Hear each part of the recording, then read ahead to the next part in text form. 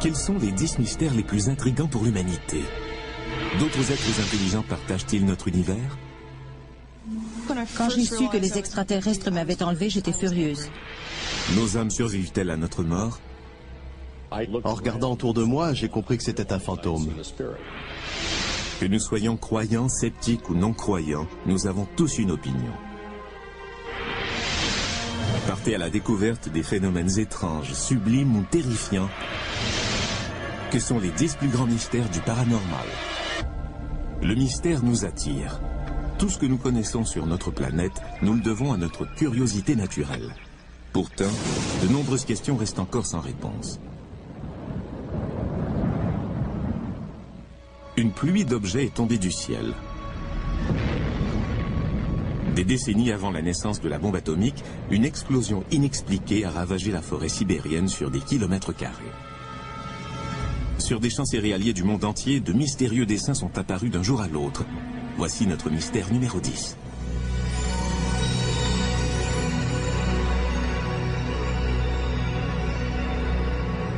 Pendant les années 80, des dessins en forme de cercle ont commencé à apparaître sur des champs en Angleterre.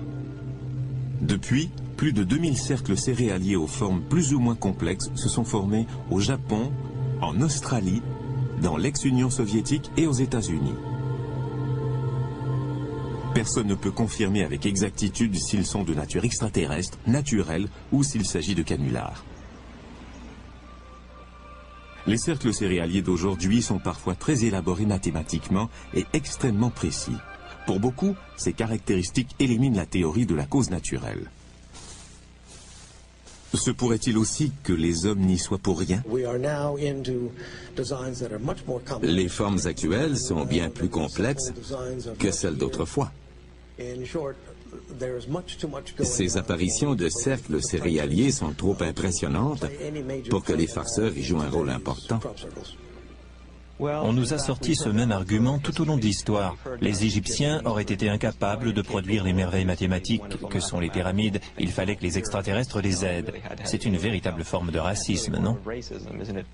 Selon les chercheurs en cercles céréaliers, le blé aplati a subi des transformations. Les effets sur la croissance des plantes peuvent se faire sentir pendant des années. Ni vous ni moi n'aurions jamais pu produire un tel effet sur ces plantes. Ce qui se passe indique que nous ne sommes pas seuls dans l'univers. C'est passionnant. Cependant, tout le monde n'est pas aussi enthousiaste. C'est peut-être simplement la façon dont les cercles céréaliers se sont formés qui explique la différence entre la structure des plantes à l'intérieur du cercle et celle des plantes à l'extérieur du cercle. L'explication n'est pas pour autant magique ou extraterrestre. La théorie de l'information suggère qu'il y a de bien meilleures façons de dire aux êtres humains qu'ils ne sont pas seuls que de dessiner de belles formes dans un champ de blé. Les cercles céréaliers sont-ils des blagues ou des traces d'un contact extraterrestre? Certains cercles ont été tracés avec des planches par des farceurs, mais la formation de milliers d'autres reste mystérieuse. Si ce n'est pas un canular, nous devons nous questionner sur notre place par rapport à une intelligence venue d'ailleurs. Ma théorie est que des visiteurs viennent sur cette planète. La science n'a pas encore pris les cercles céréaliers au sérieux. Pourtant, tout le monde peut voir ces messages écrits dans nos champs de blé.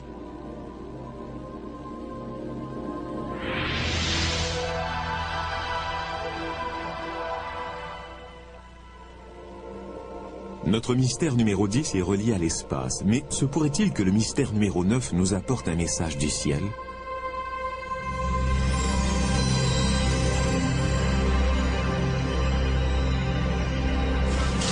Le 21 septembre 1995, des rapports du monde entier ont fait état de statues hindoues qui buvaient du lait présenté en offrande.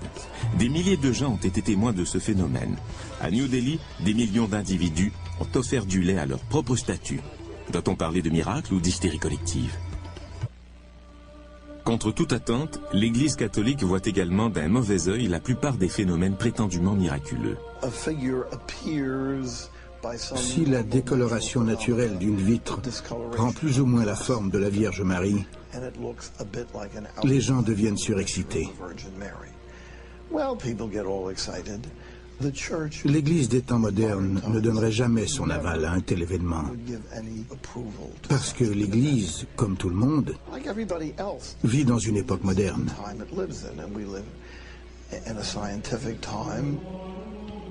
Dans un monde où règne la science, où peut-on chercher une preuve de l'existence de Dieu?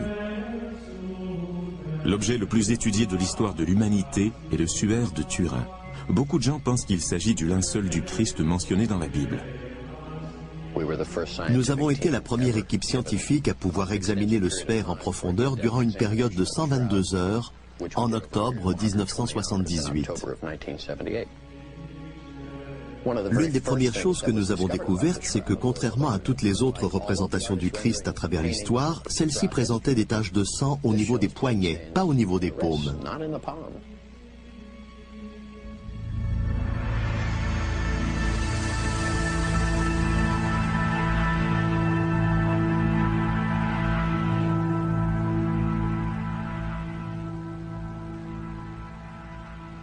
Le suaire comporte aussi des traces de blessures laissées par un fouet romain et des traces de sang laissées par une couronne d'épines.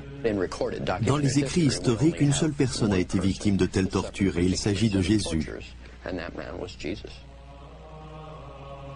Les résultats de cette première recherche étaient tellement prometteurs qu'en 1988, l'Église catholique a donné son accord pour qu'on évalue l'âge du suaire. S'il datait du 1er siècle de notre ère, cela constituerait une preuve physique de l'existence de Jésus-Christ. La datation au carbone 14 a révélé que le suaire ne datait pas d'une époque antérieure au XIIIe siècle. Cela a suffi à certains pour qu'ils considèrent le suaire comme un canular, mais certains facteurs ont remis en question la précision du test scientifique. Le protocole a été modifié à la dernière minute. Plutôt que de tester différentes parties du suaire, un seul test a été effectué. En outre, en 1532, un incendie aurait légèrement brûlé le suaire, ce qui aurait eu pour conséquence de fausser la datation au carbone 14. Cependant, les sceptiques se demandent simplement pourquoi dater le suaire. En se servant de matériaux disponibles à l'époque médiévale, Joe Nickell réussit à produire une réplique convaincante du suaire. Voici une image que j'ai peaufinée. En la photographiant, nous obtenons cet effet qui ressemble énormément au mystérieux visage sur le suaire de Turin. Mais les répliques au pinceau ne sont pas assez convaincantes. Comme je dis toujours, s'il s'agissait d'une peinture, la science l'aurait découvert il y a longtemps. Le suaire est-il le fruit de la science médiévale ou un miracle? À long terme, il n'est pas essentiel d'établir la vérité à propos du suaire. D'un point de vue spirituel, son image est déjà présente. Il s'agit moins d'une question de science que d'une question de foi.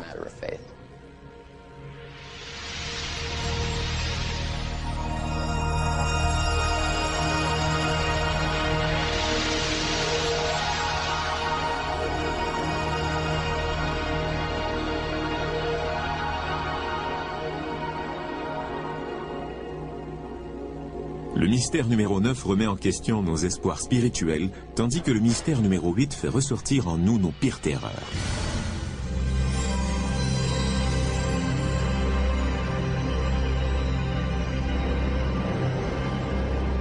Il est difficile de voir ce qui se passe juste sous la surface du Loch Ness en Écosse, et pourtant 10 000 personnes ont déclaré avoir vu une étrange créature nager dans ces eaux.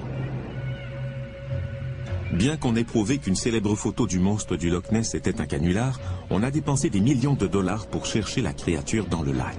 Jusqu'ici, tout ce qu'on a réussi à prouver, c'est que les sonars y avaient capté des formes ambiguës. On recherche le monstre du Loch Ness depuis 40 ans, mais personne n'a rien trouvé. Le monstre devrait se trouver dans ce petit lac d'Écosse, mais il n'y est pas. Je suis désolé, il n'est pas là. On est arrivé aux mêmes conclusions pour le plus célèbre monstre terrestre. Jusqu'à ce qu'on sorte pour la première fois un gorille de la jungle, on ne prenait pas au sérieux les témoignages des explorateurs africains disant avoir vu de grandes bêtes poilues. Dans ce cas, est-il possible qu'il existe un autre singe mystérieux qui court le monde? Certains disent qu'il pourrait mesurer jusqu'à 3,50 m. Les Indiens d'Amérique parlent de cette créature depuis longtemps dans leur tradition. Ce phénomène ne date pas des années 50 ou 60 quand le mot Bigfoot a commencé à circuler. On parle de singes qui marchent à la verticale non seulement aux États-Unis mais aussi en Chine, en Russie et en Amérique du Sud. Les gens font toujours le même témoignage, quelle que soit leur culture, le contexte socio-économique ou même l'époque à laquelle ils vivent. C'est le genre de preuve anecdotique qui est significative.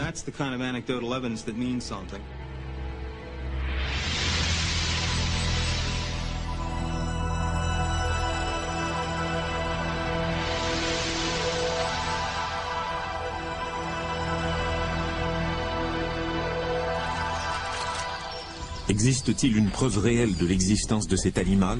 Les tests d'ADN effectués sur des échantillons de poils prélevés à des endroits où serait apparu le Bigfoot révèlent qu'il s'agit des poils d'un primate. Malheureusement, les échantillons testés sont trop petits pour qu'on puisse en affirmer davantage. Les traces de pas constituent la meilleure preuve. C'est de là que vient le nom Bigfoot, grand pied. Les empreintes de pas existent bel et bien, elles sont mesurables. Un farceur ne prendrait pas le temps de fabriquer les crêtes dermiques, l'équivalent de nos empreintes digitales, présentes sur certaines des empreintes trouvées.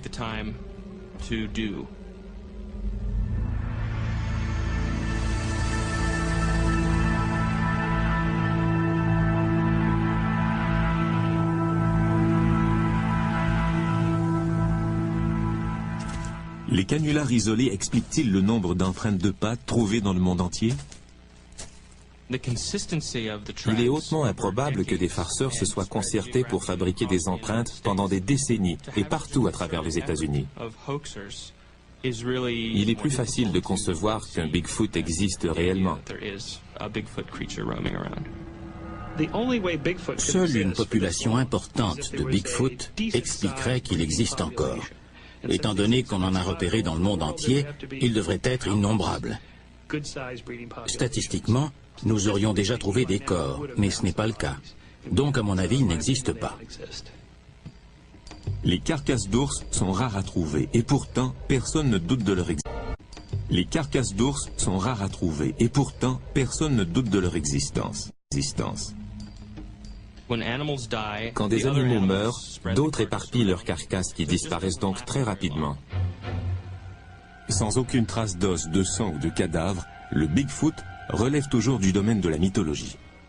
La seule manière de prouver une fois pour toutes l'existence du Bigfoot est d'en ramener un corps. C'est juste une question de temps. En attendant, les hommes ne peuvent que s'interroger sur l'existence d'un autre primate qui marche à la verticale. Des champs aux forêts en passant par le visage du Christ, ce ne sont là que quelques-uns des 10 mystères les plus intrigants et notre liste devient de plus en plus étrange. À venir, le mystère numéro 7 nous amène à bord d'un navire abandonné.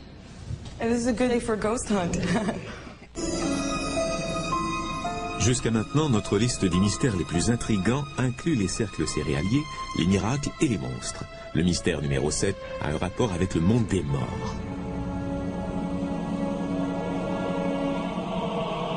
À Alameda Bay repose le dernier d'une grande série de navires de guerre.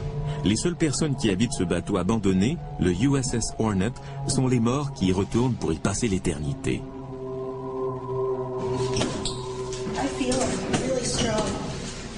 I don't want to. It's in that corner. It's in that corner. It's in that corner. Yeah. He burned himself. Ow. And this is a good day for a ghost hunt.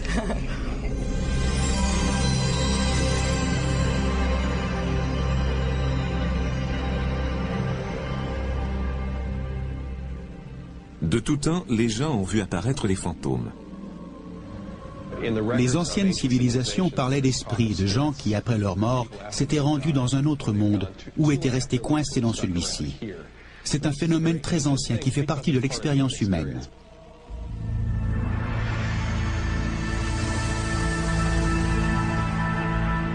Quoi de mieux que des photos pour prouver l'existence des fantômes?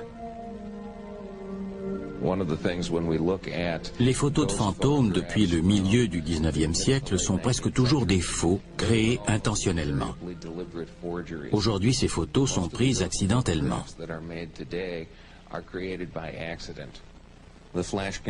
Le flash peut se déclencher en plein air et éclairer des gouttelettes d'eau ou la sangle de l'appareil photo. En photographiant notre modèle, je vais faire balancer la sangle de l'appareil devant la lentille et nous verrons comment sort la photo. Étant donné que celui qui prend la photo sait qu'il n'a rien vu qui ressemble à ça, il imagine un événement paranormal. Cependant, que dire des cas où plusieurs personnes déclarent voir le même fantôme? À bord du USS Hornet, 3 personnes disent avoir vu le fantôme du contre-amiral J.J. Clark. I do pick up somebody that is working some was a desk or cabinet or something. Immediately when I came on. En montant à bord, j'ai tout de suite rencontré l'esprit de J.J. Clark, le contre-amiral qui a servi sur le bateau entre 1944 et 1945. Quand j'ai vu l'esprit descendre de l'échelle en dessous de moi, je l'ai regardé droit dans les yeux. Je n'ai pas juste croisé son regard. J'ai vu un homme. Il se tenait debout, les bras le long du corps. Quand j'ai vu une photo de l'amiral, j'ai su qu'il s'agissait du même homme.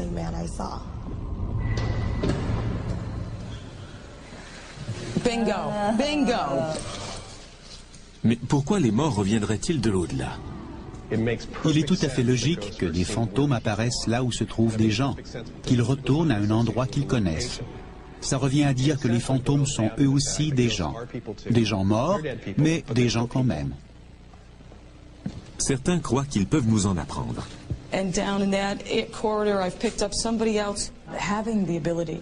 Le pouvoir de voir les âmes décédées m'a permis de comprendre le processus de vie et de mort. Souvent, nous pensons à la vie comme à un processus, mais nous en excluons la mort. La mort fait partie du processus de la vie.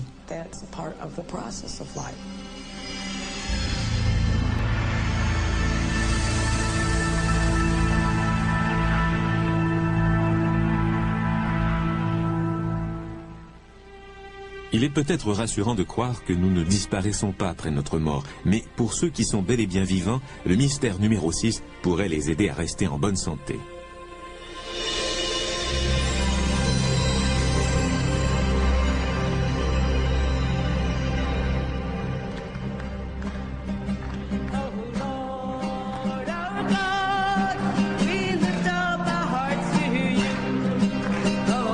Chaque mardi, le père Peter McCall et Marianne Lacey font des cérémonies de guérison à Dobbs Ferry, dans l'État de New York. Des centaines de personnes viennent se faire soigner par le pouvoir de Dieu. Ils chantent ses louanges et sont guéris par la prière.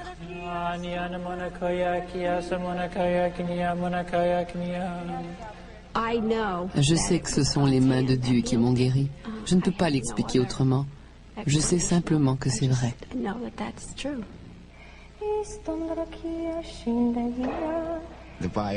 Les résultats de la biopsie étaient négatifs. Il n'y avait plus aucun signe de cancer. Est-ce que je crois que c'est un miracle? Absolument. Aujourd'hui, pour canoniser les saints, l'Église catholique ne prend en compte que les miracles par guérison. Ils sont donc vérifiés avec rigueur. Pour attester l'existence d'un miracle par guérison, il doit s'agir d'un symptôme potentiellement mortel, prouvé par des données scientifiques comme les rayons X. La maladie doit être guérie instantanément ou très rapidement, sans aucun traitement médical, sans période de récupération et sans rechute. Notre croyance dans les revenants ou dans les guérisons miraculeuses suffit-elle à vaincre la mort? À venir, notre compte à rebours des 10 mystères les plus intrigants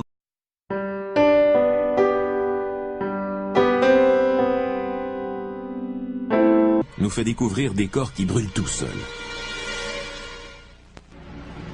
Certains ont vu des fantômes s'envoler en fumée, mais qu'en est-il des gens qui prennent feu spontanément? Si je ne l'avais pas vu de mes propres yeux, je n'y croirais pas.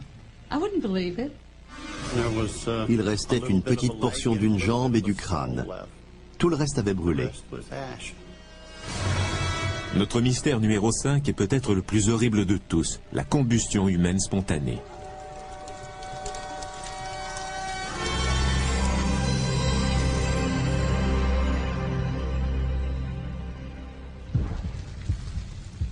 La combustion humaine spontanée est la capacité qu'a le corps à se consumer, à se couvrir d'ampoules ou à se brûler de toute autre manière sans entrer en contact avec du feu. La combustion humaine spontanée est horrible et macabre et, selon la science, impossible. Depuis les premiers cas de combustion humaine spontanée au XVe siècle, on a parfois interprété ce phénomène comme une punition divine. Il y a un siècle, on prétendait que toutes les victimes de combustion humaine spontanée étaient des alcooliques, que Dieu, dans sa colère, châtiait le comportement immoral des gros buveurs.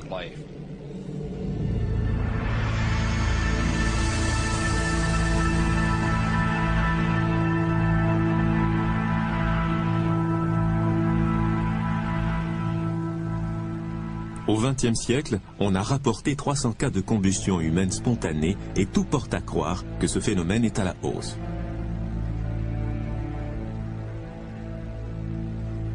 En 1974, le défunt Jack Angel a survécu à un incendie qui, selon les médecins, émanait de son propre corps. Quand M. Angel s'est réveillé d'un profond sommeil, il a remarqué que son avant-bras droit et que sa main avaient été réduits en cendres. Le diagnostic inscrit dans son dossier médical parle de blessures, je cite, d'origine interne. L'un des cas de combustion humaine spontanée les plus étranges et les mieux documentés du XXe siècle est celui du pompier George Mott. Sur le matelas où M. Mott s'est consumé, on a retrouvé seulement la partie de sa jambe droite en dessous du genou. Il ne restait que des cendres du reste du corps de M. Mott, qui pesait 82 kilos. L'individu lui-même a complètement brûlé, mais pas la maison. Comment est-ce possible?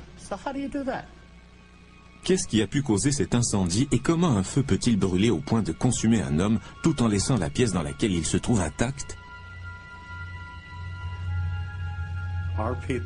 Nos hommes ont vérifié le système électrique, le fourneau et le chauffage.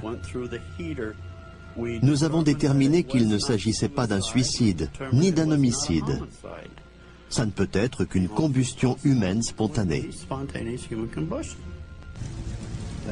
Cela fait 25 ans que nous faisons des recherches sur ce phénomène et nous n'avons encore trouvé personne qui aurait vu toutes les preuves et qui pourrait nous expliquer comment ça se produit.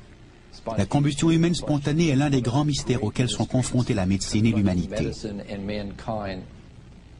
S'il est impossible d'expliquer comment un corps peut prendre feu, comment élucider le mystère numéro 4?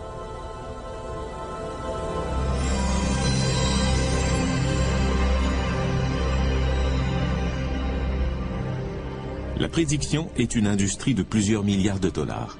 2/3 des Américains croient à la voyance et 60% pensent avoir vécu des expériences parapsychiques. Les expériences paranormales font l'objet de beaucoup de tâtonnements, mais c'est justement la raison pour laquelle nous voulons faire des tests en laboratoire sur la perception extrasensorielle. L'une des expériences les plus réussies dans nos laboratoires et dans bien d'autres s'appelle l'expérience de Ganzfeld.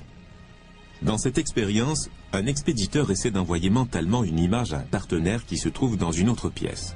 Le récepteur essaie de trouver la bonne image parmi 4 cartes qu'on lui présente. Les lois de la probabilité font qu'une réponse sur 4 pourrait être la bonne, soit un taux de succès de 25%. Nos résultats nous montrent que 34 à 35% des réponses, et même plus, sont exactes. Ce qui veut dire que le taux de succès de ces sujets ne dépend pas du hasard. Le succès de telles expériences fait que lorsque les États-Unis ont appris durant la guerre froide que les Russes utilisaient des espions extralucides pour s'emparer d'informations et de plans militaires tactiques, ils ont dépensé 20 millions de dollars pour essayer de rattraper leur retard. Le programme Stargate, subventionné par le gouvernement, avait pour but de faire des recherches sur la perception extrasensorielle pour savoir si ça existait vraiment et comment l'armée pourrait l'utiliser pour recueillir des informations d'intérêt national. Nous étions assis devant des bureaux avec seulement du papier et des crayons. Nous recevions nos instructions dans une enveloppe scellée.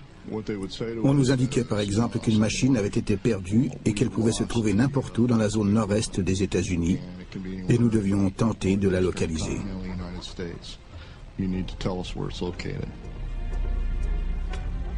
Pendant plus de 17 ans, Joe McMoneagle a servi son pays en faisant de la voyance à distance, un terme militaire pour clairvoyance.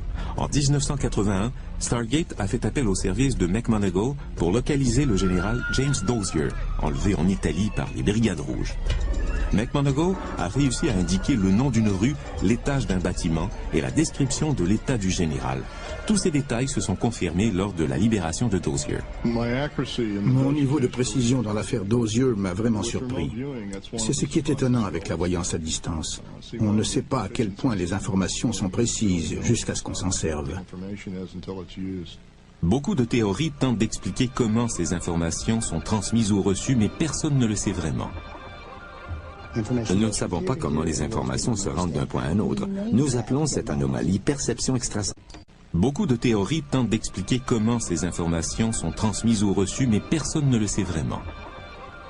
Nous ne savons pas comment les informations se rendent d'un point à un autre. Nous appelons cette anomalie perception extrasensorielle. Est-ce que j'y crois? Non. Mais est-ce qu'il se passe quelque chose d'intéressant? Absolument.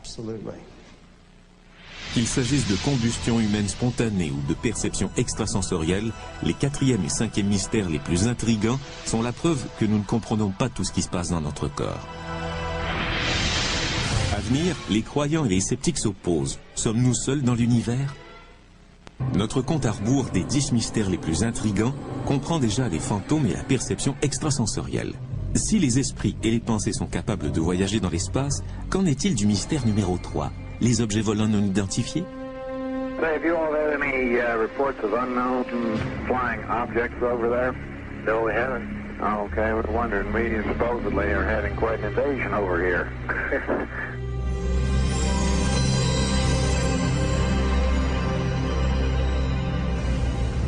En faisant des recherches aux archives nationales, Sam Sherman a découvert une cassette rayée de la liste de sécurité, un document gouvernemental d'une grande rareté qui fait état de l'apparition d'un ovni. Le 7 octobre 65, à la base aérienne d'Edwards, en Californie, le contrôleur aérien a remarqué que d'étranges objets lumineux survolaient le terrain d'aviation.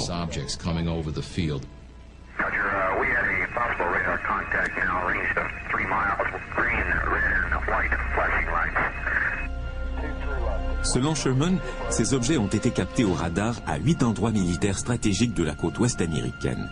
Redoutant la présence d'un appareil ennemi, l'armée de l'air a envoyé ses propres avions en reconnaissance. Cet objet s'est dérobé à lui à toute vitesse et on ne l'a plus revu.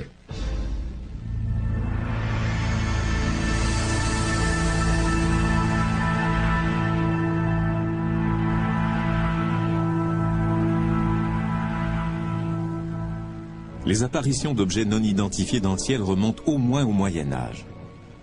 On ne les appelait pas des ovnis ni des soucoupes volantes, mais il s'agissait certainement du même type de phénomène. Si on sait comment et où regarder, on retrouve leur présence à travers l'histoire. Les interprétations humaines du phénomène ovni ont changé au cours des temps. On interprétait les apparitions médiévales comme des signes divins. Les naturalistes du XVIIIe siècle parlaient de gaz et de plasma. Durant la révolution industrielle, on voyait des machines et des avions. Avec l'ère spatiale, sont apparues les soucoupes volantes.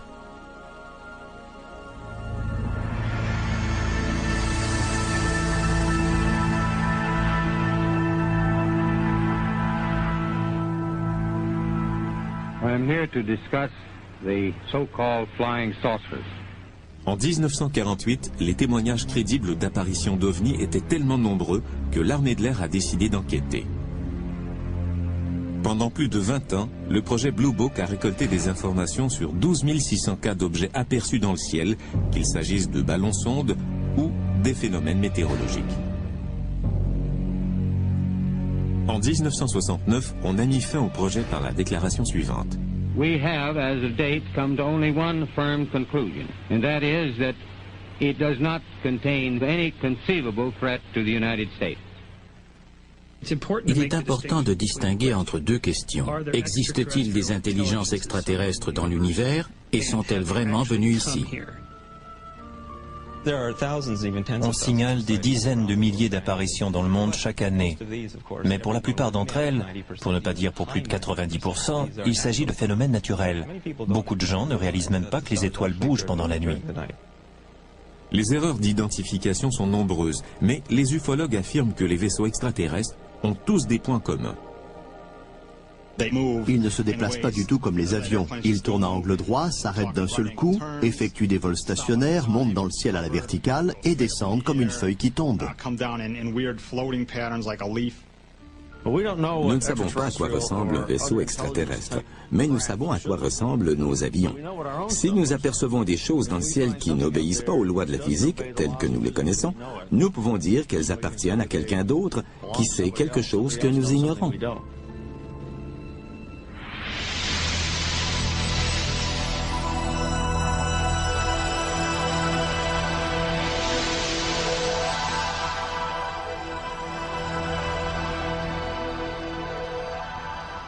Le 19 septembre 1961, Betty et Barney Hill traversaient le New Hampshire aux environs de minuit lorsqu'ils ont dit avoir repéré une lumière en forme de crêpe avec 2 rangées de fenêtres qui semblaient les suivre.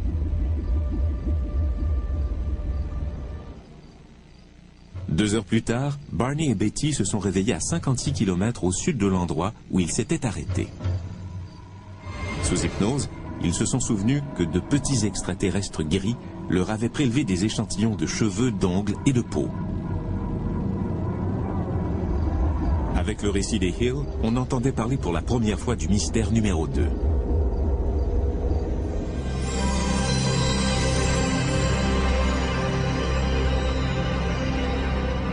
Depuis cette nuit de 1961, des milliers d'autres personnes ont également prétendu avoir été victimes d'enlèvements et d'expériences extraterrestres. Un enlèvement est rapide, efficace et très traumatisant. Très souvent, les souvenirs de cette expérience sont partiellement effacés. La précision des souvenirs ramenés à la conscience grâce à l'hypnose est toutefois mise en question. Il s'agit de faux souvenirs que le thérapeute implante par suggestion dans la mémoire de ses patients. C'est ça l'hypnose, un jeu de rôle imaginaire entre l'hypnotiseur et son sujet. Cependant, les hypnotiseurs pensent être capables de prouver que leur sujet ne se contente pas de suivre l'histoire qu'ils leur suggèrent. Lors d'une session d'hypnose, je pose environ 10 à 20 questions suggestives, des fausses pistes, et personne ne s'est jamais trompé. Étant donné que la plupart des victimes disent avoir été enlevées de nuit dans leur lit, les sceptiques relèguent ce phénomène au rang de paralysie du sommeil. Les gens éprouvent cette drôle de sensation quand ils sont presque endormis, mais encore conscients. Dans cet état, votre corps est paralysé, mais vous êtes encore conscient. Il semblerait que le mécanisme des rêves y joue un rôle. Donc, vous rêvez tout en étant conscient, mais paralysé.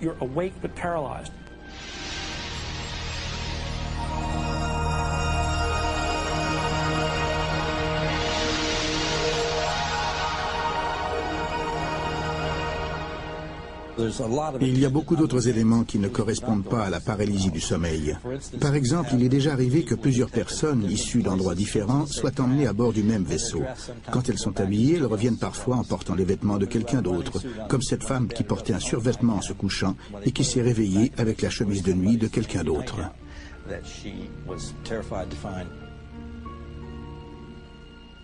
Beth Collins et Anna Jamerson considèrent que leurs preuves résident dans leurs souvenirs. Elles déclarent avoir été enlevées ensemble et ce plus d'une fois. Beth et moi, nous nous souvenons de plusieurs occasions où nous avons été enlevés ensemble.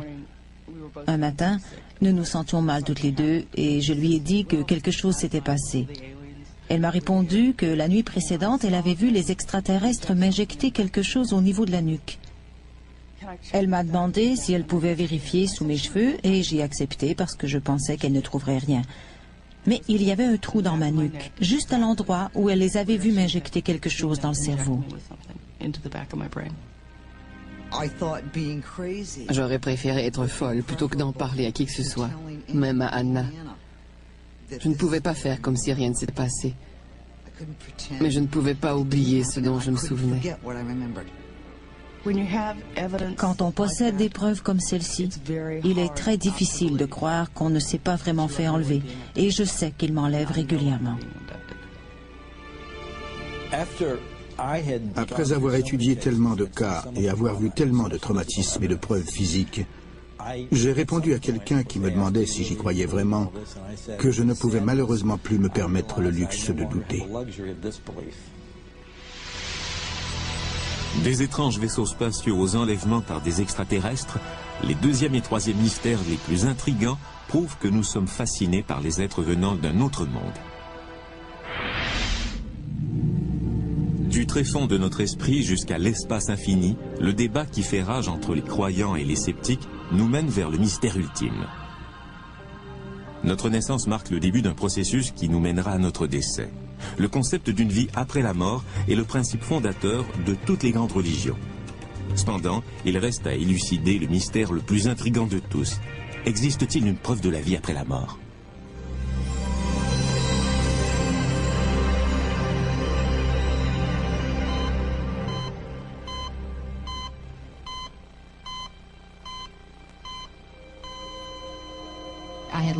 Je n'avais plus de corps et j'étais devenue une petite étoile.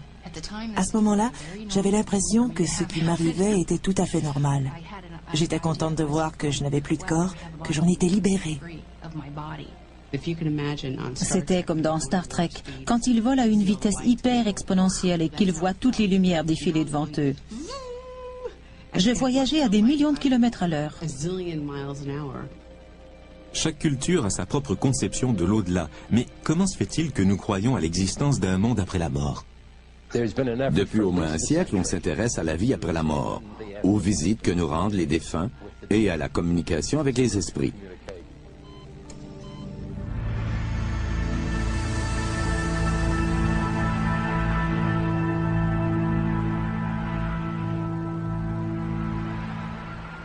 Ceux qui ont failli mourir racontent tous des histoires extrêmement similaires. Il n'est pas rare que des gens vivent ce qu'on appelle une expérience de mort imminente. En d'autres termes, leur conscience se sépare de leur corps. Très souvent, ils se voient traverser un tunnel, au bout duquel ils rencontrent généralement des êtres de lumière. Il peut s'agir de parents ou d'amis décédés ou même de figures religieuses. À ce moment, très souvent, ils voient leur vie défiler en rétrospective.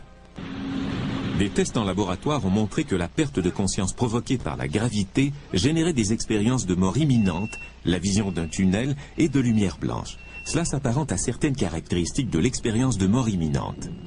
Environ 15% des gens ont ce qu'on appelle une expérience de mort imminente effrayante. Il y avait des gens torturés, des volcans en éruption, de la boue marron, des gens qui criaient ou qui étaient décapités.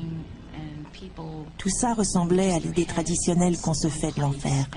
S'il ne s'agissait que de la réaction physiologique du corps par rapport à la mort, tout le monde vivrait la même expérience. Mais ça n'a pas été mon cas.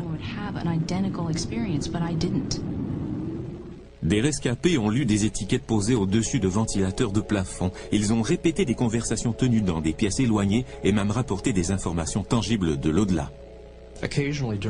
Il arrive que des gens qui vivent une expérience de mort imminente rencontrent quelqu'un qui s'identifie comme un proche qu'ils avaient connu durant leur vie. Or, il se peut qu'ils disent ne pas avoir de frère ni de sœur, et pourtant ils finissent par découvrir qu'ils avaient un frère ou une sœur mort alors qu'ils étaient très jeunes. Ça prouve qu'il se passe vraiment quelque chose.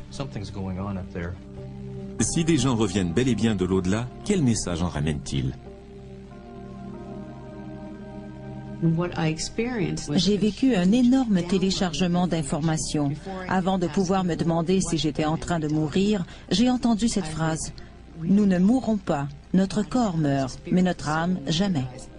Le plus grand mystère auquel est confrontée l'humanité est de savoir ce qui se passe après la mort. Des millions de personnes ont eu des expériences similaires. C'est très courant. Le message qu'ils ramènent est toujours le même. La vie après la mort existe et elle est merveilleuse.